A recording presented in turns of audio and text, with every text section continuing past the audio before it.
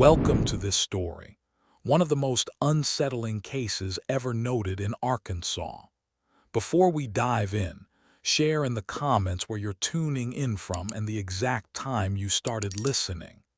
It's always interesting to see the different places and hours of the day or night where these stories reach. In the late summer of 1938, the Arkansas Delta lay heavy under heat and humidity. Cotton fields stretched uninterrupted, broken only by narrow dirt roads and scattered tenant cabins.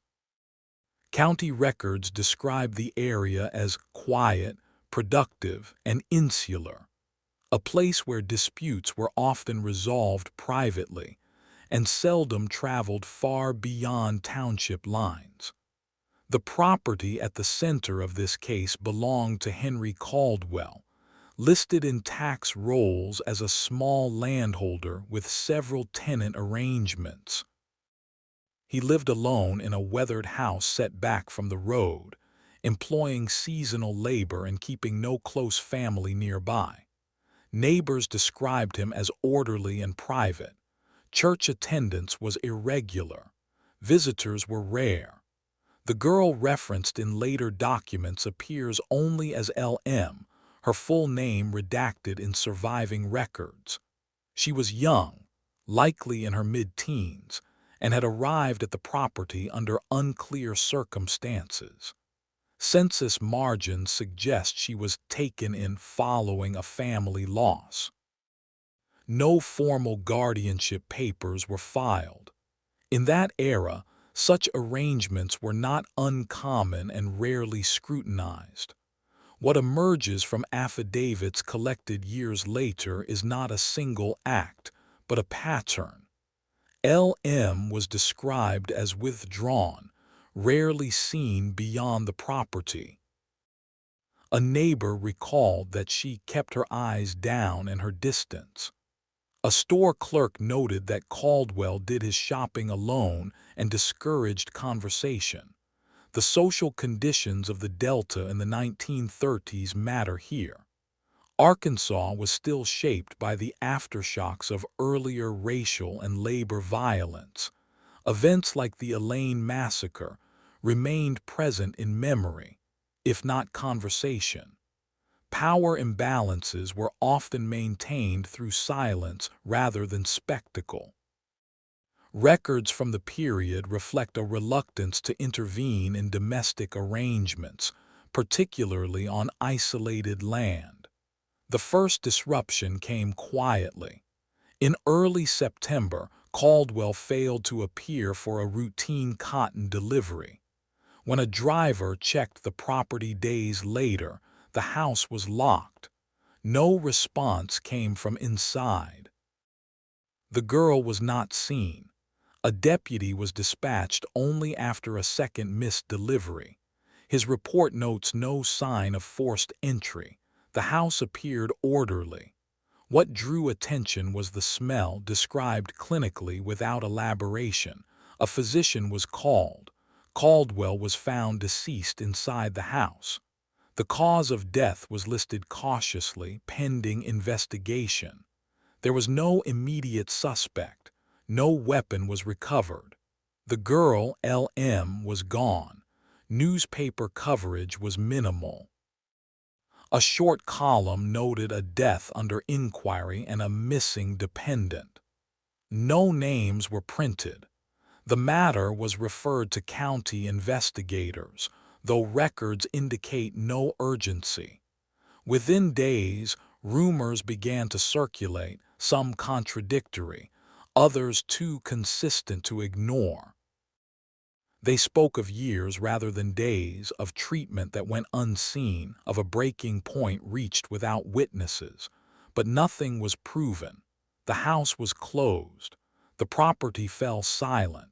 And the girl, whose presence had barely been acknowledged in official life, became the most significant absence in the case.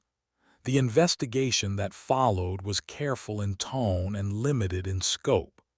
County officials treated the matter as a domestic death first, an inquiry second. There was no immediate assumption of foul play. Caldwell's age and isolation allowed for a range of explanations, most of them unremarkable. A coroner's note from the period describes the condition of the body in restrained, procedural language. Time of death was estimated within a window of several days. There were indications of struggle, but no clear instrument identified. The report concluded with a phrase common to unresolved cases of the era: circumstances indeterminate. What complicated the inquiry was the absence of L.M. Her disappearance reframed the death from private misfortune to something more unsettled. Deputies canvassed nearby roads and tenant cabins. No one reported seeing her leave. No one admitted to having spoken with her in the days before Caldwell's death. Later affidavits suggest this silence was not accidental. Several neighbors stated, years afterward, that they assumed she had run. One man explained simply, "Girls like that don't ask permission." The comment was not challenged at the time. Attention turned to Caldwell's reputation. Quiet inquiries revealed small inconsistencies. A former tenant claimed Caldwell dismissed workers abruptly if they asked questions. A church elder recalled advising him once to regularize his household. The advice had not been taken. A ledger recovered from the house listed household expenses in precise detail. Clothing purchases were sparse. Medical visits were non-existent. A margin note beside a grocery entry read, "Not necessary." Investigators could not determine what the note referred to. As days passed, the lack of urgency became itself notable. There were no roadblocks, no regional alerts. The search radius remained narrow. The assumption, unspoken but present, was that L.M. had chosen absence, and that choice required no recovery. In private correspondence between deputies, one wrote that the case lacked cooperation without obstruction. It was an observation rather than an accusation. Doors were not closed to investigators. They were simply not opened. The social context mattered. In rural Arkansas of the late 1930s, domestic authority was rarely questioned unless it spilled into public view. Earlier traumas, like the Elaine massacre 2 decades before, had taught communities that attention could be dangerous. Silence was safer. Weeks later, the house was cleared. Caldwell's belongings were inventoried and released to a distant cousin. The property was leased. No further search for L.M. was authorized.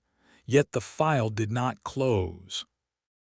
Notes added later indicate that questions persisted quietly. About the girl's treatment, about the timing of her disappearance, about whether the death and the absence were connected by more than proximity. Nothing in the record confirmed this, but nothing dispelled it either. And as the Delta returned to its routines, the case remained in a narrow space between neglect and unease, defined not by what was found, but by what had vanished without being pursued. By the time autumn settled fully over the Delta, the case had slipped from public attention into administrative limbo. The sheriff's office filed it under unresolved domestic death, with a secondary note referencing a missing dependent. There was no directive to pursue either aggressively. The absence of pressure from media, from relatives, from civic groups allowed the matter to cool. What did continue quietly were conversations. A schoolteacher later recalled asking after L.M., having noticed her absence from a small local class she had attended irregularly. The teacher was told the girl had been sent away. No destination was given. The explanation was accepted.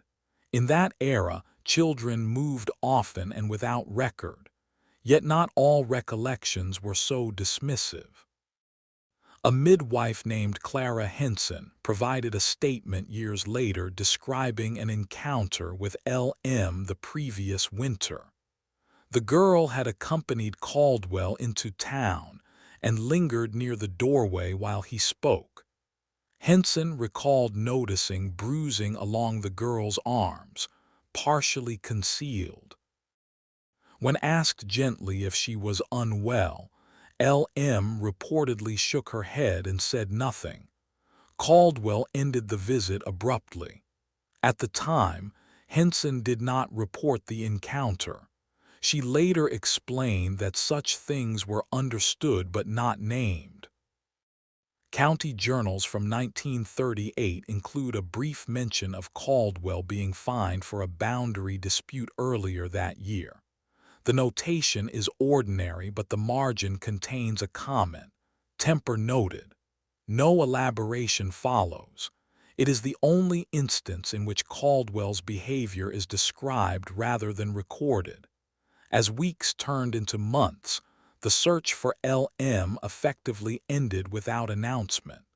No missing person notice survives. No photograph was circulated. Her identity remained confined to initials, her story compressed into implication. In early winter, a traveling minister passed through the area and noted the abandoned Caldwell house in his diary. He wrote that the place felt emptied rather than vacated.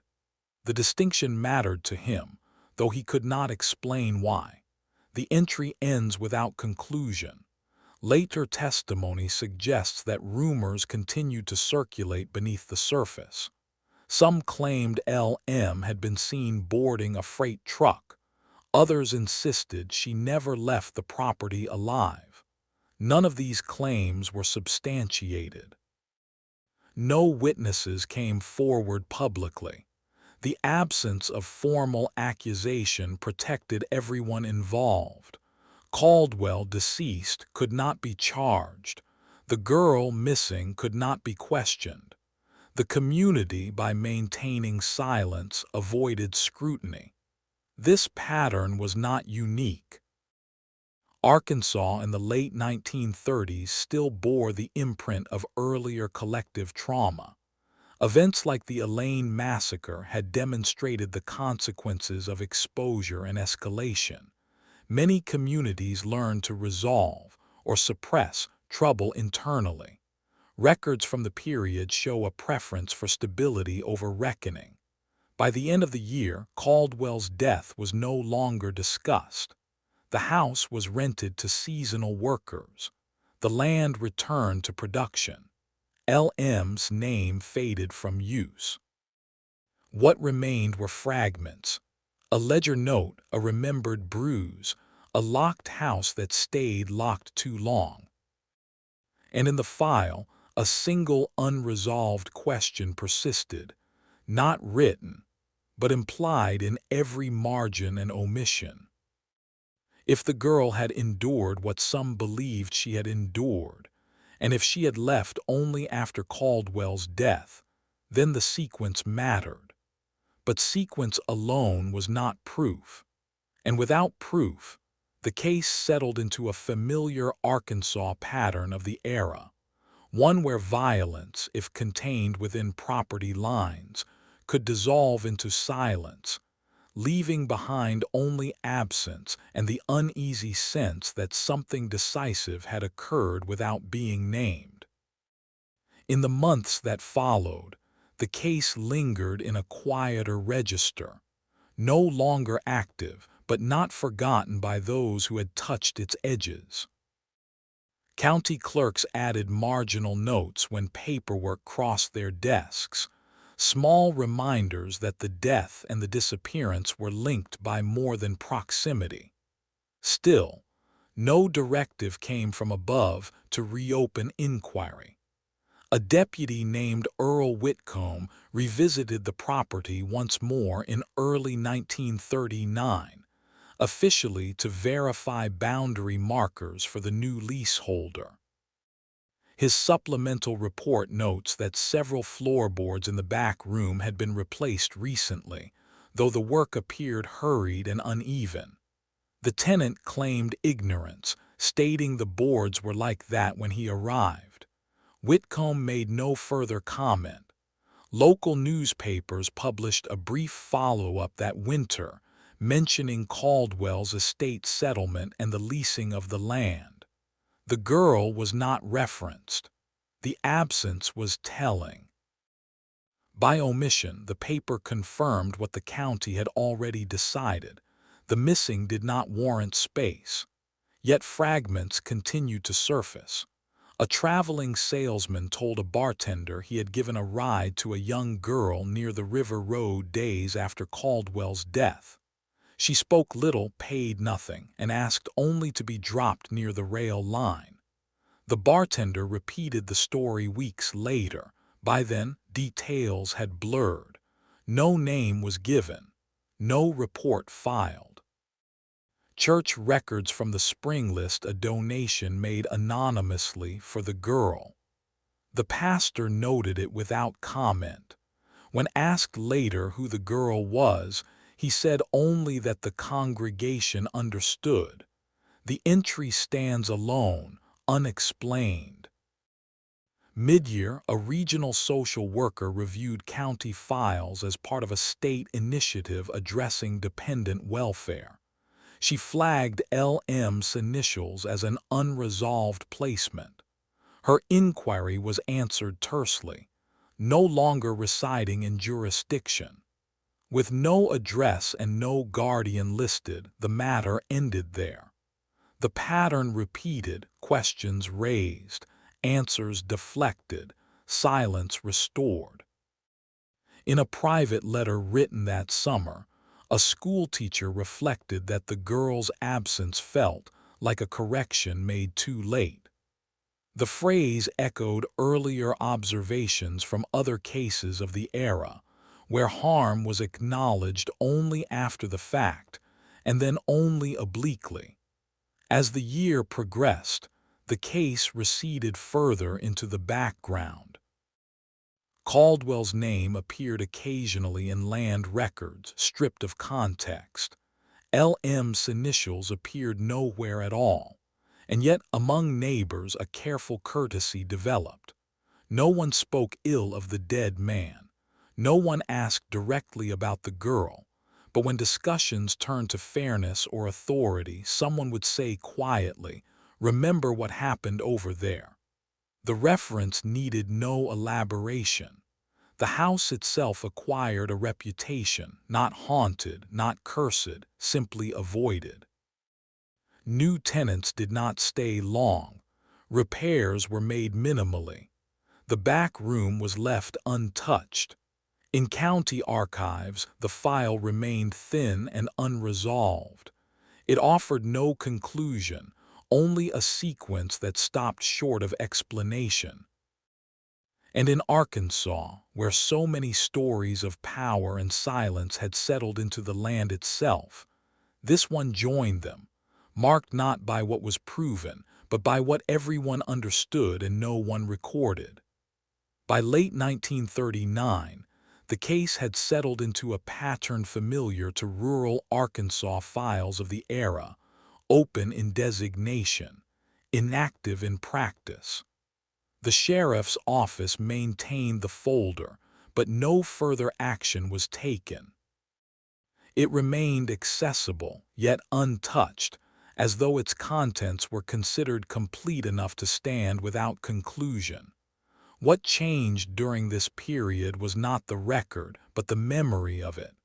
A local merchant, interviewed years later, recalled that after Caldwell's death, people spoke differently around his former property.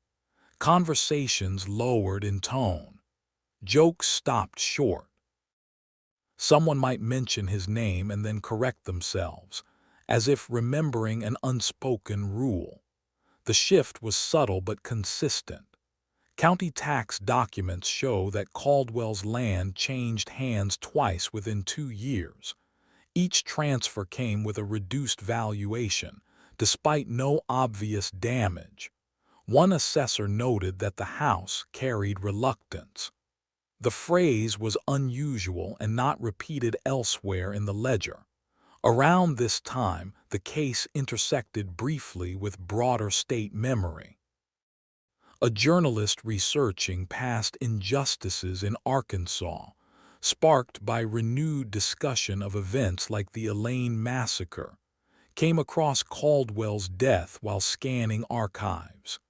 He noted the absence of a trial, the lack of inquiry into L.M.'s disappearance, and the speed with which the matter had been absorbed into silence.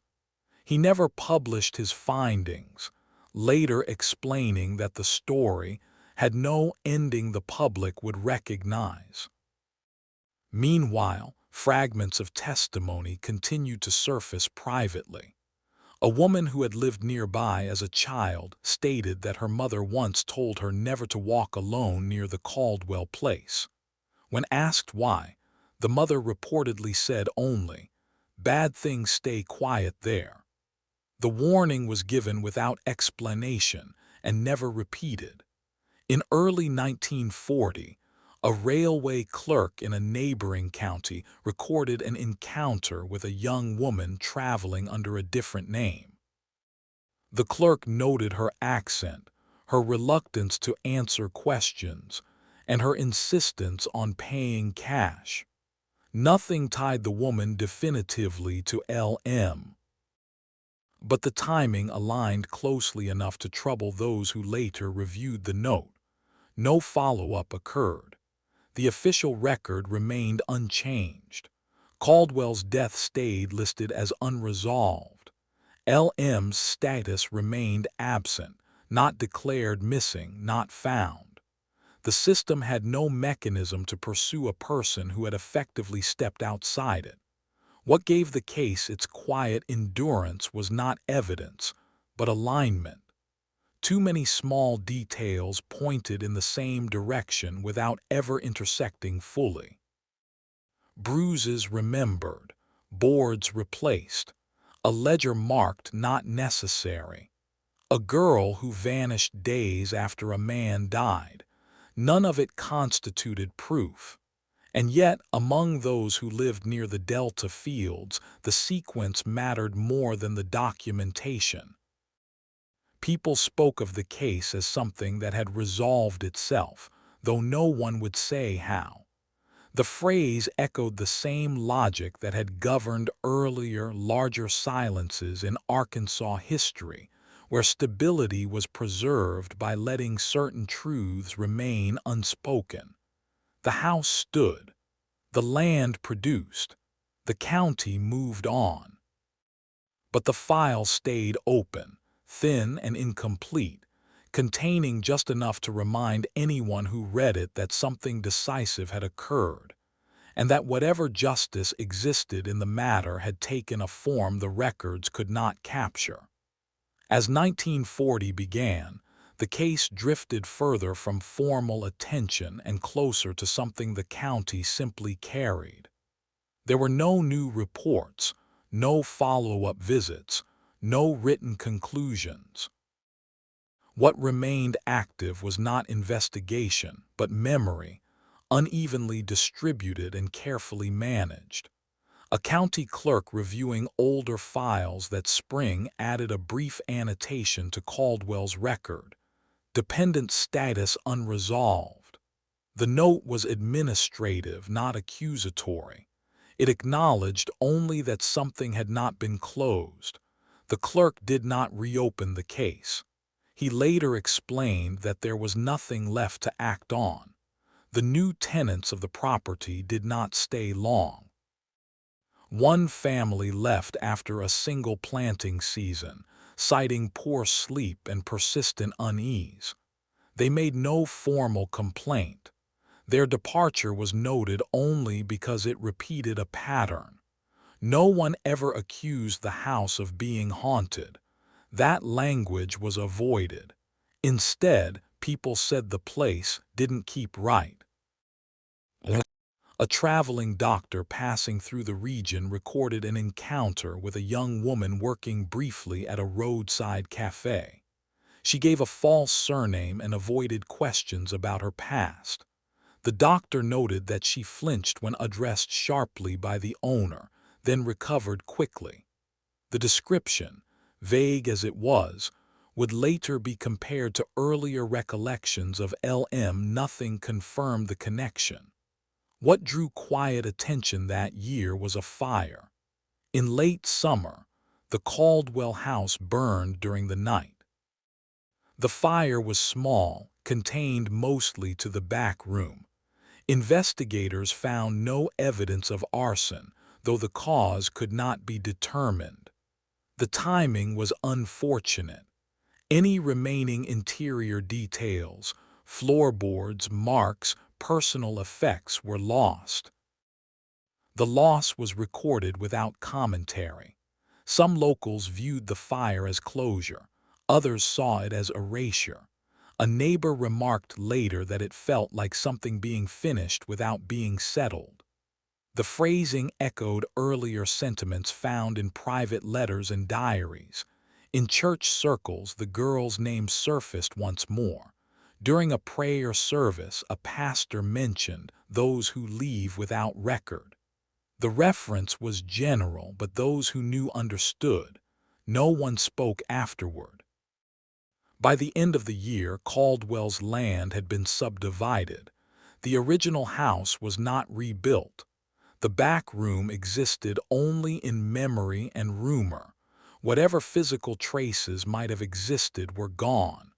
The official case file remained unchanged. No suspect was named.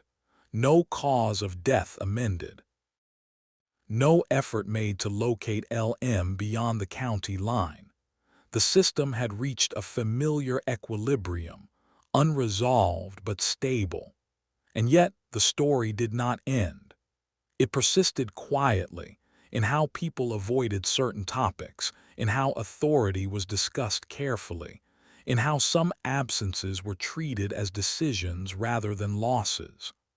Arkansas had learned such patterns before, long before 1938, through events that taught communities the cost of attention. The case became one more instance of that lesson. That silence, once chosen, tends to maintain itself. And somewhere beyond the Delta fields and county ledgers, the girl who had endured what no record detailed continued to exist, under another name, in another place, carrying a history that the files could neither confirm nor contain. By 1941, the case had thinned into a narrow current that ran beneath ordinary life. It surfaced only when someone knew where to look, or when memory insisted on being acknowledged. Officially, nothing had changed. Unofficially, the disappearance had become a quiet point of reference for how authority, harm, and silence intersected in the Delta. A county judge reviewing legacy files for probate irregularities paused over Caldwell's estate. The death remained listed as indeterminate. No amendments had been filed after the fire. The judge made no ruling but added a penciled note to the margin. No surviving dependents accounted. It was a conclusion rather than a finding. Around this time, a state welfare officer compiling reports on informal guardianships encountered a pattern common to the era. Children taken in without papers, oversight deferred to property owners, outcomes left untracked. In her summary, she cited conditions in eastern Arkansas as especially opaque, shaped by older habits of non-interference that predated the Depression and echoed earlier traumas. She referenced how communities had learned restraint after events like the Elaine massacre, where exposure had carried consequences far beyond the original harm. The comparison was contextual, not accusatory. Witnesses continued to remember selectively. A farmhand who had worked briefly near Caldwell's land said years later that he heard raised voices at night once, then never again. He did not report it.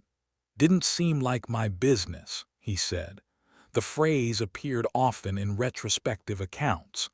A ledger from a nearby general store listed a series of small purchases charged to Caldwell in the months before his death: soap, bandages, vinegar. Nothing unusual, except that the quantities did not align with a household of one. The storekeeper had noticed at the time and said nothing. The ledger was eventually discarded.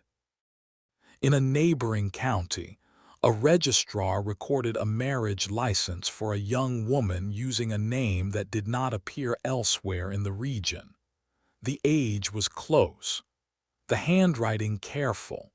No further details connected the record to the case, but the timing fueled quiet speculation among those who had not forgotten LM initials. As the country edged toward war, attention shifted outward. Young men left for training. Rationing changed routines. Old cases lost what little oxygen they had left. The Caldwell file remained where it was: thin, incomplete, and resistant to summary. Yet the story continued to influence behavior. Landowners spoke more cautiously about taking independence. Church elders encouraged formal arrangements, if only on paper. None of these changes were credited to the case, but they followed it. A retired deputy reflected later that the absence of a trial had shaped the outcome more than any verdict could have. "No one was forced to choose a side," he said, "so everyone chose silence." The comment captured the logic that had governed the case from the beginning. The land itself offered no testimony. Crops grew where the house once stood. Roads were graded. The fire's footprint disappeared. Nothing marked the place as significant, but among those who remembered, the sequence still mattered. A girl endured what no record described. A man was found dead. The girl vanished days later, and the county allowed the order of events to speak for itself. No proof emerged. No confession surfaced. No pursuit followed. And in Arkansas, where many truths had learned to survive without documentation, the case settled into its final form: not solved, not denied, but understood in a way that could not be entered into evidence. By 1942, the case had become something people carried rather than discussed. It surfaced not through records, but through caution. Small adjustments in behavior that suggested a lesson had been absorbed without ever being stated. County correspondence from that year shows a brief exchange regarding unregistered dependents on rural properties. The memo was generic, addressed to several districts, but the language was firmer than before. It urged documentation, oversight, and periodic review. No incident was cited as the reason. Those who recognized the timing understood anyway. A school administrator recalled that winter that a girl enrolled briefly under a new surname, then transferred again before spring. The administrator later said the girl seemed older than her papers suggested and avoided questions about guardianship. The file was closed when she left. No one followed. Local newspapers ran columns urging community vigilance in vague terms: care for those without voice, attention to those kept from view. The tone was careful, almost coded. Editors of the period were adept at implication. Readers were expected to fill gaps quietly. The war altered priorities. Men left. Women took on new work. Movement became common, identities more fluid. In that climate, absence drew less scrutiny. If LM had passed through neighboring towns or states, the moment was well suited for disappearance without pursuit. A retired pastor later reflected that the case had taught him how communities process harm when proof is incomplete. He said the lesson was not about guilt or innocence, but about containment. People learn what to look away from, he said. The remark was offered without bitterness. In academic writing of the early 1940s, Arkansas was occasionally referenced as a place shaped by collective restraint, an inheritance from earlier decades marked by events like the Elaine Massacre, where exposure had brought consequences far beyond accountability.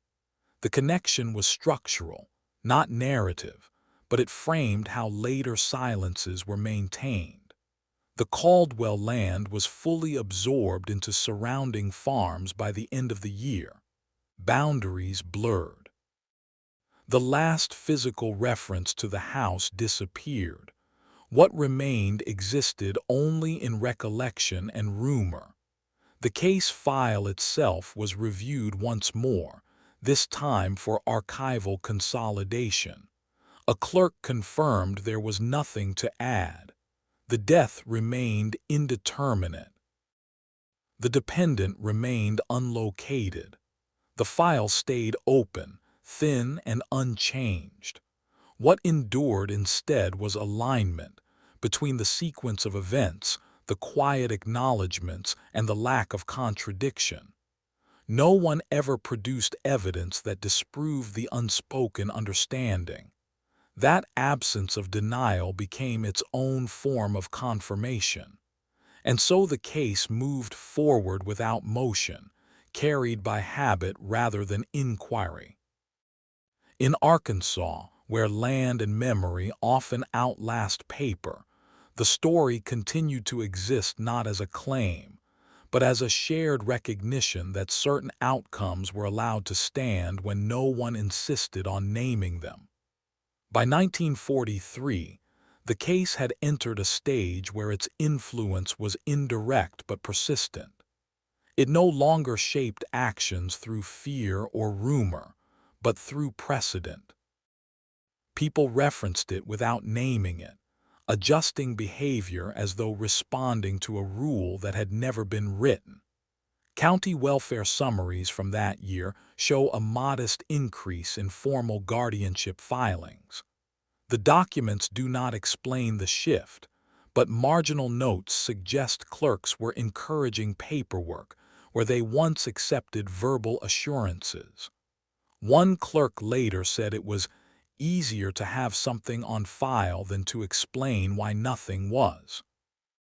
The phrasing echoed the logic that had surrounded L.M.'s disappearance. A former tenant on the Caldwell land submitted a statement during a separate dispute, mentioning in passing that he had been warned about how things ended there. When asked to clarify, he declined.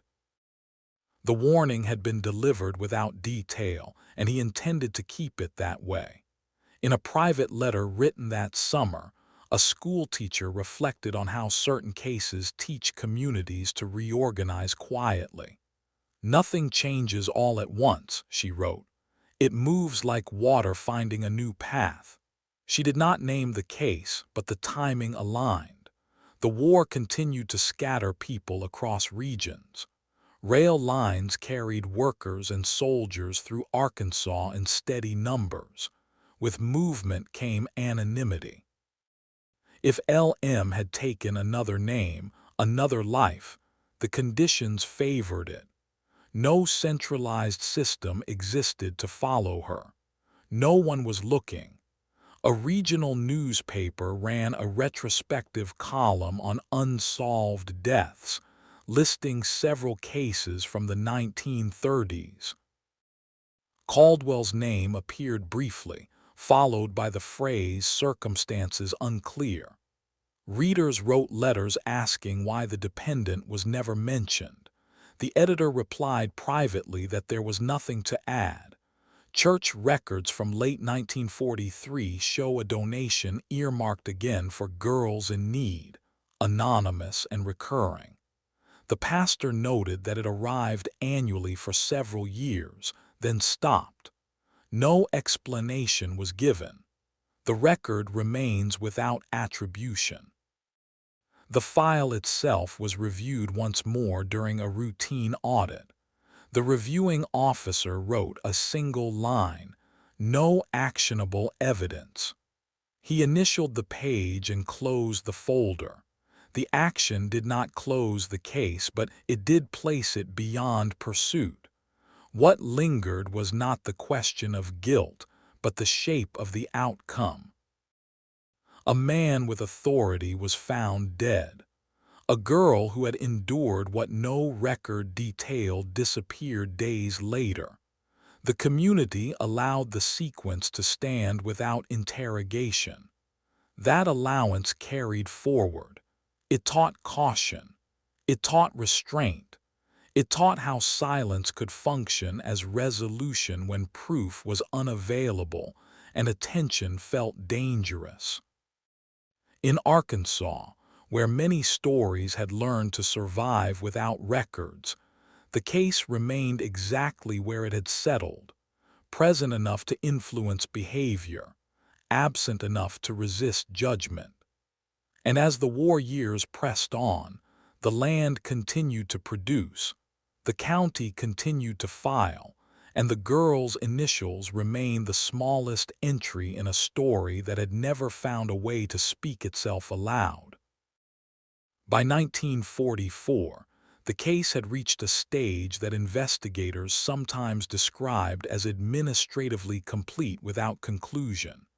Nothing new entered the file, yet nothing allowed it to be closed. It existed as a fixed absence, acknowledged, indexed, and left alone. That year, a regional historian compiling oral accounts of rural Arkansas life included a brief, anonymized reference to a household death followed by an unrecorded departure. The historian did not name Caldwell or the girl. He framed the incident as an example of how authority and privacy intersected in isolated communities. The interviewee confirmed the outline and refused to elaborate. The historian noted, "Agreement without detail suggests shared understanding." County correspondence shows that a small revision was made to death classifications, encouraging clearer determinations where possible. The memo circulated briefly and produced little change. Caldwell's record remained untouched. It had passed beyond revision. A former deputy, now serving in a different district, reflected privately that the absence of a suspect had simplified the county's response. "No one had to decide what justice looked like," he said, "so no one did." The remark was not part of any official statement, but it circulated quietly among those who remembered the case. Local memory continued to soften. Younger residents heard only fragments, something about a man found dead, something about a girl who left. The sequence was retained, the context thinned. Without detail, the story lost its sharpness but kept its shape. A school administrator reviewing long-term attendance records noticed L.M.'s initials once more while purging old files. There was no closure note, no transfer record. The administrator marked the entry "unknown disposition" and moved on. The system accepted the notation without objection. Church minutes from that winter recorded another anonymous donation, smaller than before, earmarked for those without protection. The pastor wrote no commentary. The donation was acknowledged and absorbed. The land itself offered no resistance to forgetting. Fields expanded. Fence lines shifted. The exact location of the house became uncertain even to those who had once lived nearby. Memory adjusted to geography, not the other way around. By the end of the year, the case existed primarily as implication. It shaped how people spoke about authority, how they advised young girls, how they handled informal arrangements. It was rarely cited directly, but it informed behavior. What it did not produce was resolution. No evidence surfaced to confirm wrongdoing beyond suspicion. No record proved L.M.'s fate. No confession emerged. The county's silence did not imply innocence or guilt. It implied acceptance of uncertainty. In Arkansas, where history often moved forward by absorbing rather than confronting, the case became one more instance of a pattern learned earlier, through larger, louder events like the Elaine Massacre, where communities had discovered that attention itself could be destructive. Silence, once adopted, tended to endure. And so the story continued without motion. The file stayed open. The land stayed productive. The people stayed cautious. The girl remained absent, not as a missing person actively sought, but as a presence that had altered the shape of the community simply by leaving it. At a moment when her leaving appeared to coincide with a death no one could fully explain. By 1945, the case had settled into a status that county officials rarely named but frequently recognized. It was no longer an investigation, nor even a pending matter. It had become a reference point, something understood to exist without expectation of resolution. A post-war review of unresolved files was conducted that spring as part of a broader administrative cleanup. Caldwell's case was examined briefly.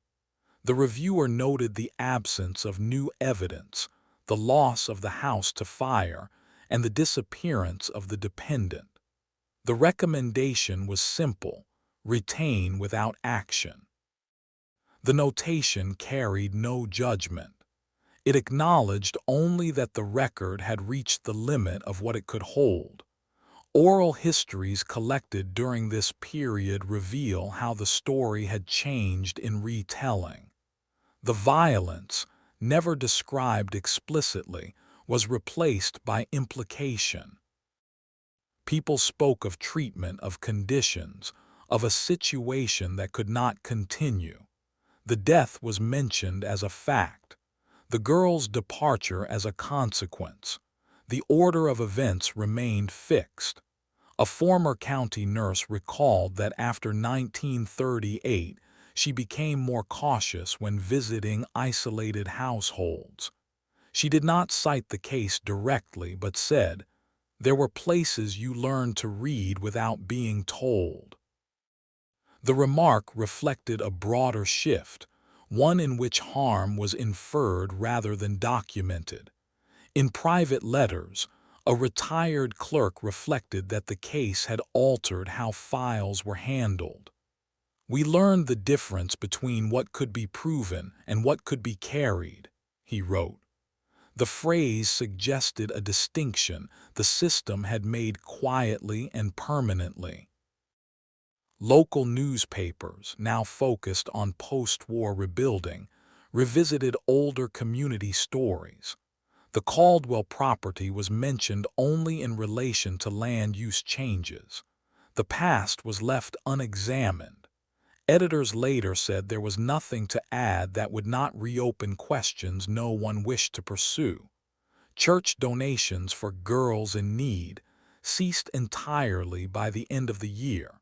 The pastor noted the absence without comment. The change went unnoticed by most. By mid-decade, Even those who had known LM personally found it difficult to speak of her with specificity. Memory had thinned details into impressions. She was remembered as quiet, withdrawn, present, and then not. The shape of her experience remained, even as facts blurred. The case's endurance lay in what it taught without instruction. It showed how authority could be questioned without confrontation, how outcomes could be accepted without verdict, how a community could adjust behavior around an unspoken understanding. And so the file remained exactly where it had been for years, thin, incomplete, and resistant to summary. It contained no proof sufficient for court, no clarity sufficient for closure. What it contained instead was sequence. A girl endured what no record detailed. A man was found dead. The girl left days later. The county allowed the order to stand. In Arkansas, where many truths had learned to survive without documentation, that sequence was enough to shape memory, even as it refused to become history. By 1946, the case existed almost entirely outside formal channels. It appeared neither in court dockets nor in active correspondence. Instead, it surfaced in the quiet ways institutions remember what they cannot resolve, through cautious language, through procedural habits shaped by earlier uncertainty. A state archivist reviewing county holdings noted that the Caldwell file had been retained longer than most unresolved domestic deaths from the period. There was no directive explaining why. The archivist wrote in the margin, "Contextual relevance exceeds evidentiary value." The phrase suggested that the case mattered less for what it proved than for what it represented. Around the same time, a sociologist conducting fieldwork in eastern Arkansas recorded a pattern of informal warnings passed between families. Girls were advised to seek work with others present. Arrangements that once went unquestioned now carried conditions. The sociologist did not name the origin of these cautions, but noted that they appeared strongest in communities that had learned, decades earlier, to manage risk quietly, often citing the long memory of events like the Elaine massacre as shaping local instincts about exposure and restraint. The Caldwell land, now fully integrated into neighboring plots, produced no further incidents. No disputes, no attention. The absence of repetition was taken as confirmation that whatever had happened there had concluded itself. A former tenant, interviewed years later, said the place felt final. He could not explain the word, only that people did not linger. He added that no one ever spoke of ghosts. It wasn't that kind of story, he said. It was finished. In the archives, LM's initials appeared once more when an old school register was digitized. The entry remained unresolved. No graduation, no transfer. The registrar marked it as left jurisdiction. The system accepted the designation without further requirement. By the late 1940s, the case had lost its ability to attract attention. It had become too quiet, too settled. New tragedies, new reforms, and new priorities occupied public life. The Caldwell file remained where it was, unchanged. What endured instead was an unspoken alignment between memory and outcome. Those who remembered did not argue about what had happened. They argued about whether it should be named. The decision, made collectively and without meeting, was that it should not. And so the story continued to exist in its most durable form, not as accusation or proof, but as a shared understanding carried forward by behavior rather than record. In Arkansas, where land absorbs history and returns it slowly, the case became one more instance of a truth allowed to stand without being written down. The file stayed open. The girl stayed absent. And the meaning of what had occurred remained intact precisely because it was never formally resolved. By 1947, the case had reached a kind of institutional stillness. It was no longer referenced in policy discussions or archival reviews unless someone deliberately searched for it. The file existed, intact and thin, preserved more by habit than intention. That year, a graduate student from Little Rock State Teachers College requested access to county records for a thesis on rural dependency arrangements. The Caldwell file appeared briefly in her notes, identified only by initials and dates. She underlined the phrase dependent, status unresolved, and wrote beside it, common but undocumented. The thesis later generalized the pattern and omitted the case entirely. Local recollections continued to fade unevenly. Some remembered Caldwell as stern. Others remembered him as unremarkable. Few remembered L.M. clearly at all. Those who did described her in fragments, quiet posture, eyes lowered, presence without voice. No one claimed to know her inner life. That absence of testimony became part of the story's weight. A retired sheriff, interviewed informally, stated that the county had learned long ago not to push certain matters without consensus.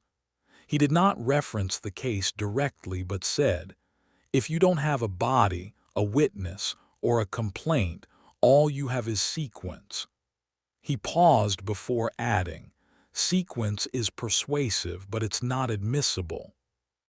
Church attendance records from the late 1940s show a subtle shift. Sermons emphasized stewardship and responsibility toward dependents more explicitly than before. The change was gradual and unattributed. Congregants adjusted without comment. A traveling labor registry recorded the placement of a young woman under a new name in a factory town across the state line. The age range matched. The handwriting was careful. There was nothing to connect the record definitively to L.M., but the possibility lingered in later reviews. No inquiry followed. The absence of pursuit had become self-sustaining. Without a reason to reopen the case, no mechanism existed to do so. Without new evidence, memory was allowed to settle into implication. By the end of the year, the case was mentioned only once more in county correspondence, during a routine question about whether old unresolved files should be consolidated. The response was brief: retain as is. No justification was given. What remained was a quiet consensus that whatever had happened did not require further action, not because it was unimportant, but because it had already shaped outcomes in ways that could not be reversed. In Arkansas, where many decisions had historically been made through collective restraint rather than declaration, the case fit a familiar pattern. It had reached its end not through judgment, but through absorption. The girl did not return. The man did not answer for what was suspected. The county did not ask again. And the file, preserved without closure, continued to mark the place where sequence had substituted for verdict, leaving behind an understanding that endured precisely because it was never spoken aloud. By 1948, the case had become something that no longer belonged to any single office or authority. It existed between departments, between memories, and between the lines of records that were technically complete but emotionally unfinished. It was not hidden, but it was no longer approached. A state records supervisor conducting a routine inspection noted that the Caldwell file had been preserved through multiple reorganizations without amendment.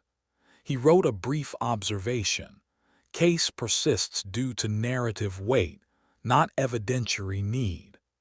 The comment was unusual for an official document and was not expanded upon.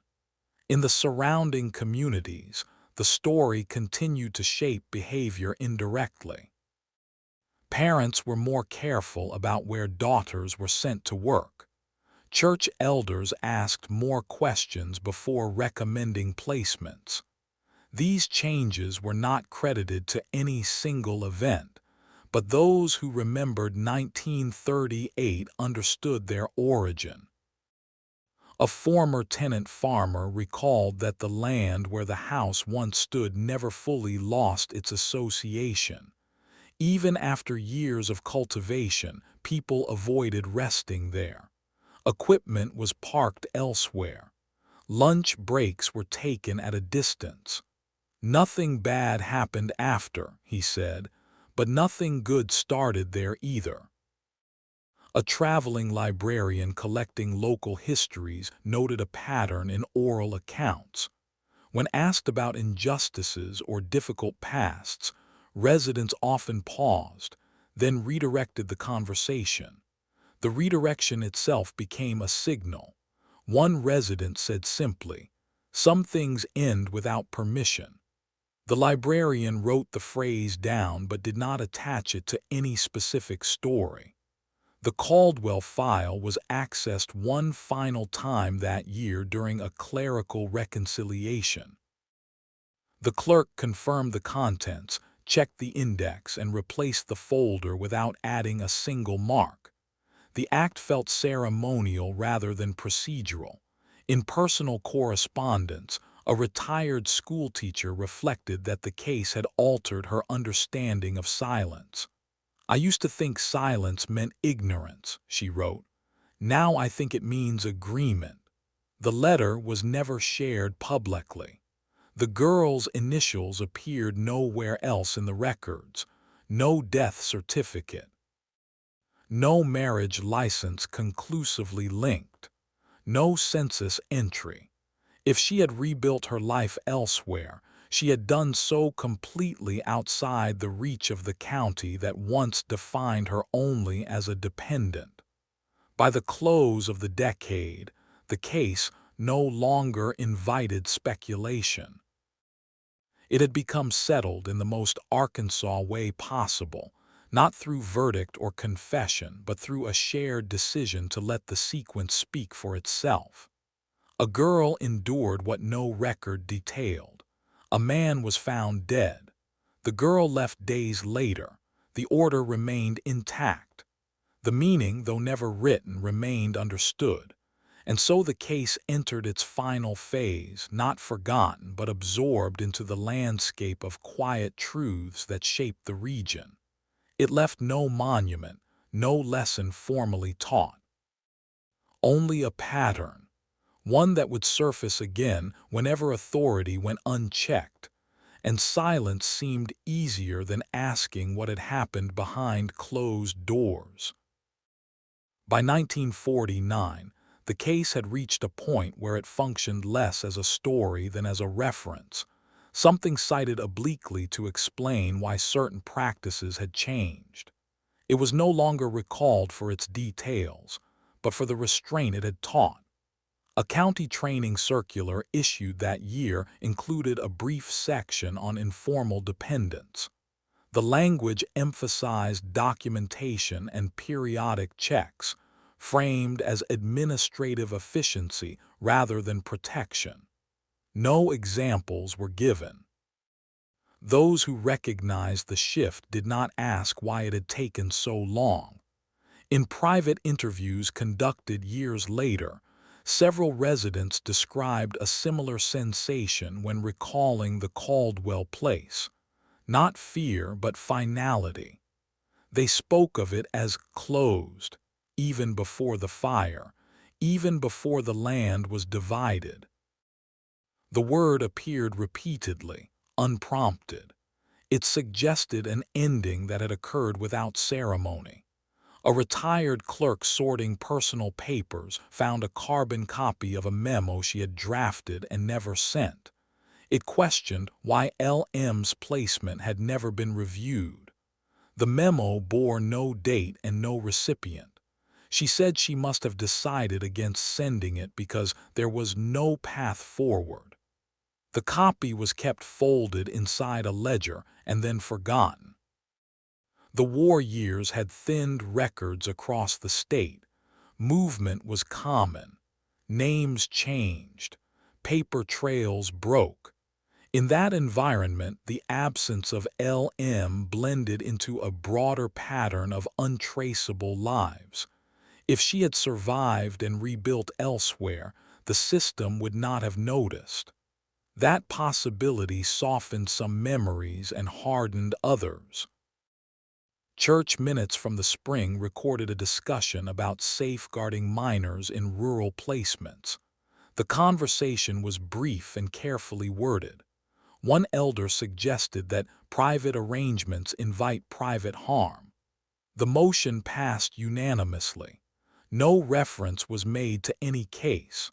The Caldwell file remained intact in the archives. A visiting researcher noted that it had been preserved with unusual care. No pages missing, no annotations crossed out.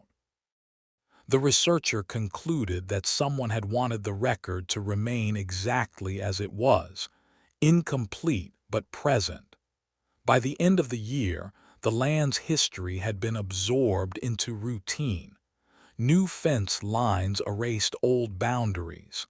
The exact footprint of the house was uncertain. Those who remembered could point only approximately. Memory had yielded to use. What persisted was the logic of the sequence. It had never been contradicted. No evidence had emerged to suggest an alternative order of events. The absence of denial functioned as a quiet affirmation. In Arkansas, where communities had long learned to manage harm through containment rather than confrontation, the case had settled into a familiar category. It was not celebrated, not debated, not resolved. It was carried. And so, as the decade closed, the story reached a kind of equilibrium. The girl remained absent. The man remained dead.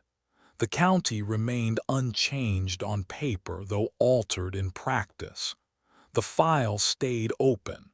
The silence stayed intact. And the meaning, never written, never spoken aloud, continued to shape behavior long after the details had faded. By 1950, the case had crossed fully into inherited understanding. It no longer required explanation because it no longer provoked questions.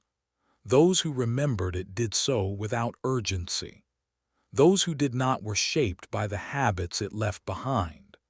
A county administrator overseeing archival reorganization reviewed the Caldwell file one last time as part of a broad consolidation effort. He confirmed its status, checked its index placement, and noted that it met no criteria for closure. The file remained where it was, neither elevated nor discarded. When asked later why he had not recommended final disposition, he replied simply, "It still explains something." No one asked what. In the years that followed, informal arrangements for dependents became rarer in the district. When they did occur, they were accompanied by paperwork, witnesses, and periodic review. The change was never attributed to any single incident. It emerged gradually, as though the system had learned without being taught. A former neighbor, now elderly, reflected that the case had altered how people understood responsibility. Before, she said, you trusted the householder.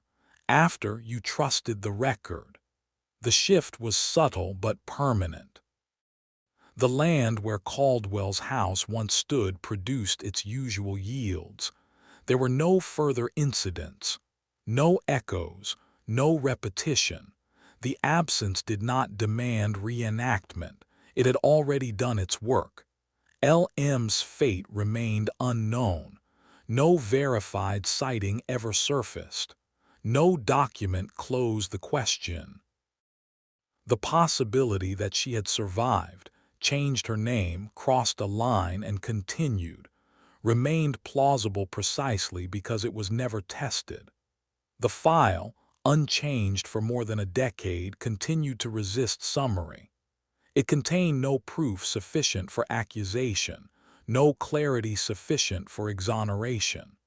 What it contained instead was alignment between sequence, silence, and outcome. As mid-century Arkansas moved forward, the case receded further into background knowledge. It was not retold, but it was remembered in posture and caution, in the way questions were framed, in the way authority was handled, and in that sense the story never ended. It became one of those quiet markers by which communities measure what they will tolerate, what they will name, and what they will allow to resolve itself without record. The girl remained absent. The man remained dead. The county remained intact. And the meaning of what had occurred stayed exactly where it had always been, not in the file, but in the shared understanding that some truths, once recognized, no longer require proof to endure. By 1951, the case existed almost entirely as a reference point for restraint. It was no longer cited directly, but it informed how officials weighed uncertainty. When files lacked evidence yet carried consequence, clerks knew how to proceed by leaving them intact. A regional training memo for county deputies included a section on non-actionable cases. It advised documentation without escalation when proof could not be established and pursuit risked harm without benefit. No examples were given. Several deputies later acknowledged understanding exactly which case the language described. Oral histories collected that year revealed how the story had simplified over time. The details blurred. The order did not. People remembered that a girl had endured something unnamed, that a man was found dead, and that the girl left. The absence of embellishment became a feature. There was no appetite for narrative, only acknowledgement. A retired judge, interviewed privately, reflected that the law often struggled with cases where morality and evidence diverged. Courts decide facts, he said. Communities decide meaning. He offered the remark without reference, then declined to elaborate. In the archives, the Caldwell file was requested once more by a visiting researcher examining patterns of unresolved domestic authority. The researcher noted that the case contained no contradictions, only omissions. "It reads like a decision made without a vote," she wrote in her notes. The observation did not make it into her publication. Local practice continued to reflect the lesson. Informal arrangements were questioned. Isolation drew attention. Silence was no longer assumed to be harmless. These shifts occurred without attribution and without announcement. What never appeared was a confession, a witness, or a document that altered the sequence. The story resisted completion because it had already produced its effect. The absence had done its work. By the end of the year, the case was no longer discussed even obliquely. It had become part of the region's background, a quiet calibration of how far authority could extend before the community adjusted. And so the file remained unchanged and unchallenged, a thin folder that explained more by what it lacked than by what it contained. The girl did not return. The man did not answer. The county did not ask again.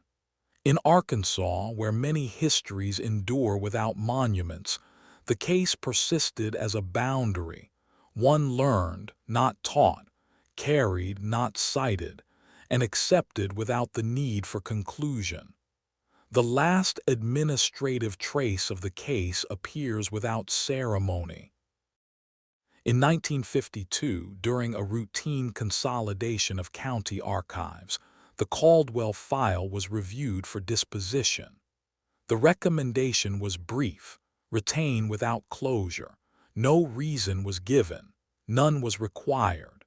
By then, nearly 14 years had passed since a man was found dead on isolated land in Arkansas, and a girl, known only by initials, vanished days later. Every institution that might have resolved the matter had long since moved on. Deputies had retired. Clerks had changed posts. The house had burned, the land divided, the witnesses aged. Yet the file remained intact. A regional historian, asked years later why such cases endured, suggested that they survived because they explained something larger than themselves. He referenced how communities shaped by earlier traumas, events like the Elaine massacre, still present in regional memory, had learned to limit exposure. Not every truth was pursued. Not every sequence demanded judgment. Some outcomes were allowed to stand because naming them would destabilize more than it would repair. The Caldwell case followed that pattern precisely. No evidence ever surfaced to disprove what many believed. No document emerged to confirm it either. The girl was never located. The man's death remained indeterminate. The order of events stayed fixed and uncontested. In the years that followed, Arkansas changed. Laws tightened. Oversight increased. Informal authority lost ground to documentation. Those shifts were never attributed to any single story, but they were shaped by many like this one, cases where silence had been chosen and consequences absorbed quietly. The land where the house once stood carried no marker. Crops grew. Roads passed. Nothing about the place demanded attention. Yet those who knew still avoided it, not out of fear, but out of respect for what had concluded there without announcement. And that is where the case finally settled, not in a verdict, not in confession, but in understanding. A girl endured what no record detailed. A man was found dead. The girl left and was never traced. The county accepted the sequence. The system allowed it to stand. In Arkansas, where many histories persist without documentation, the story remains unresolved in the only way that mattered to those who lived with it. Not forgotten, not denied, simply left where it ended, quietly, without record of justice, but with a legacy that shaped how silence itself came to be understood.